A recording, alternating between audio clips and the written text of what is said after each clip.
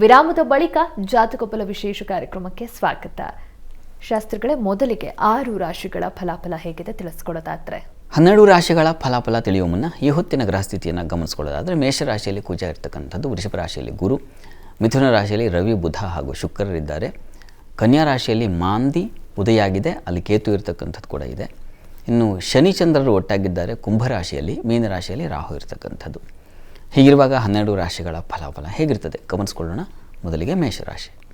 ಮೇಷರಾಶಿಯವರಿಗೆ ದಿವಸ ಕೆಲಸದಲ್ಲಿ ತುಂಬ ಚೆನ್ನಾಗಿದೆ, ಲಾಭ ಕಾಣ್ತೀರಾ, ಸ್ತ್ರೀಯರಿಗೆ ಹೆಚ್ಚಿನ ಬಲ ಸೂಚಿಸ್ತಾ ಇದೆ, ಆರೋಗ್ಯ ಬಲವೂ ಚೆನ್ನಾಗಿದೆ, ಕೃಷಿಕರಿಗೆ ಹೆಚ್ಚಿನ ಅನುಕೂಲ ಇದೆ, ಚೆನ್ನಾಗಿದೆ. ಈ ದಿವಸ ಹೆಚ್ಚಿನ ಅನುಕೂಲ ಇದೆ. ಸ್ವಲ್ಪ ಸಾಲದ ಸುಳಿಗೆ ಸಿಕ್ಕಾಕೊಳ್ಳೋ ಸಾಧ್ಯತೆ ಇದೆ, ಹುಷಾರು, ಸಾಲ ಮಾಡ್ಕೋಬೇಡಿ. ಸುಬ್ರಹ್ಮಣ್ಯನ ಪ್ರಾರ್ಥನೆ ಮಾಡಿ, ಸುಬ್ರಹ್ಮಣ್ಯನಿಗೆ ರುದ್ರಾಭಿಷೇಕ ಮಾಡಿಸಿ, ಅದು ತುಂಬ ಸಹಾಯವಾಗುತ್ತೆ. ಇನ್ನು ವೃಷಭ ರಾಶಿ. ವೃಷಭ ರಾಶಿಯವರಿಗೆ ದಿವಸ ಕೆಲಸದಲ್ಲಿ ತುಂಬ ಚೆನ್ನಾಗಿದೆ, ಅನುಕೂಲಕರವಾಗಿದೆ.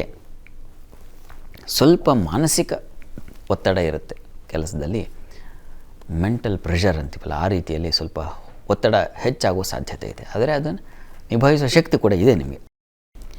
ಈ ದಿವಸ ಮಕ್ಕಳ ವಿಚಾರದಲ್ಲಿ ಸ್ವಲ್ಪ ಮನಸ್ತಾಪ ಬರ್ತದೆ, ಬೌದ್ಧಿಕವಾಗಿ ಸ್ವಲ್ಪ ಪ್ರೆಷರ್ ಜಾಸ್ತಿ ಆಗುತ್ತೆ. ಆಗಲೇ ಹೇಳಿದ ಹಾಗೆ ಕೆಲಸ ಮತ್ತು ಆಲೋಚನೆ ಇವುಗಳ ಸುಳಿಗೆ ಸಿಕ್ಕಾಕ್ಕೊಳ್ತೀರ, ಅಂಥದ್ದೊಂದು ಲಕ್ಷಣ ಇದೆ ಈ ದಿವಸ. ಲಲಿತಾ ಪ್ರಾರ್ಥನೆ, ಲಲಿತಾ ಸಹಸ್ರನಾಮ ಹೇಳ್ಕೊಂಡ್ರೆ ಬಹಳ ಒಳ್ಳೆಯದು. ಇನ್ನು ಮಿಥುನ ರಾಶಿ. ಮಿಥುನ ರಾಶಿಯವರಿಗೆ ದಿವಸ ನೋಡಿ, ನಿಮ್ಮ ರಾಶಿಯಿಂದ ಭಾಗ್ಯದಲ್ಲಿ ಚಂದ್ರ ಇದ್ದಾನೆ, ಇದು ದೈವಾನುಕೂಲ ಸೂಚಿಸುತ್ತೆ. ಅಲ್ಲಿ ಶನೈಶ್ಚರನೂ ಇದ್ದಾನೆ, ಹೀಗಾಗಿ ನಿಧಾನಗತಿಯಲ್ಲಿ ಕೆಲಸ ಕಾರ್ಯಗಳು ಆಗುತ್ತೆ, ಅನುಕೂಲ ಇದೆ, ಲಾಭ ಇದೆ. ಹಿರಿಯರಿಂದ, ಅಣ್ಣಂದರು, ದೊಡ್ಡವರು, ಇಂಥವರಿಂದ ಒಳ್ಳೆಯ ಮಾರ್ಗದರ್ಶನ ಸಿಗುತ್ತೆ, ಅನುಕೂಲ ಇದೆ. ಸ್ವಲ್ಪ ಪ್ರಯಾಣದಲ್ಲಿ ತೊಂದರೆ ಸೂಚಿಸ್ತಾ ಇದೆ. ಈ ದಿವಸ ವಿಷ್ಣು ಸನ್ನಿಧಾನಕ್ಕೆ ಪುಷ್ಪ ಸಮರ್ಪಣೆ ಮಾಡಿ ಪ್ರಯಾಣ ಬೆಳೆಸಿ. ಇನ್ನು ಕರ್ಕಟಕ ರಾಶಿ. ಕರ್ಕಟಕ ರಾಶಿಯವರಿಗೆ ರಾಶ್ಯಾಧಿಪತಿ ಅಷ್ಟಮದಲ್ಲಿದ್ದಾನೆ, ಸ್ವಲ್ಪ ಆರೋಗ್ಯ ವ್ಯತ್ಯಾಸ ಆಗುತ್ತೆ, ಸ್ವಲ್ಪ ಹುಷಾರು, ಕಾಲಿಗೆ ಪೆಟ್ಟು ಬೀಳುವ ಸಾಧ್ಯತೆ ಸೂಚಿಸ್ತಾ ಇದೆ. ಇನ್ನು ಜೊತೆಗೆ ಈ ದಿವಸ ಸ್ವಲ್ಪ ಭಯದ ವಾತಾವರಣ ಇದೆ, ಅಂಜಿಕೆ.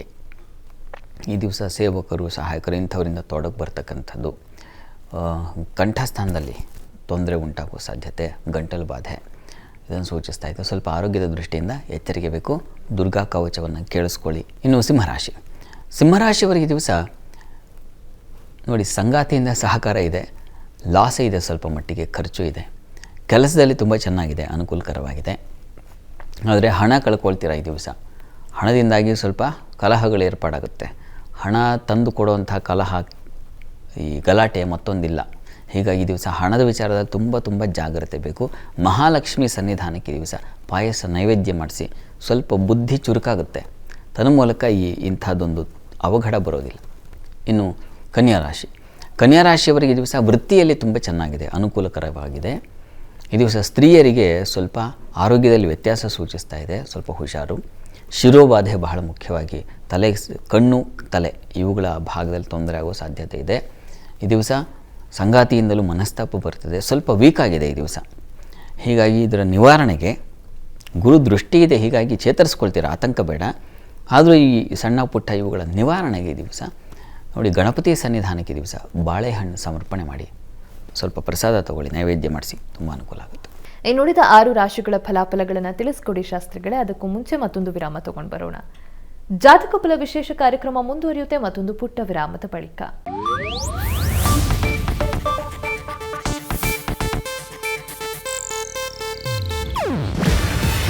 ಇದು ಏಷ್ಯಾನೆಟ್ ನ್ಯೂಸ್ ನೆಟ್ವರ್ಕ್ ಪ್ರಸ್ತುತಿ. ನೀವು ನೋಡ್ತಿದ್ದೀರಾ ಏಷ್ಯಾನೆಟ್ ಸುವರ್ಣ ನ್ಯೂಸ್.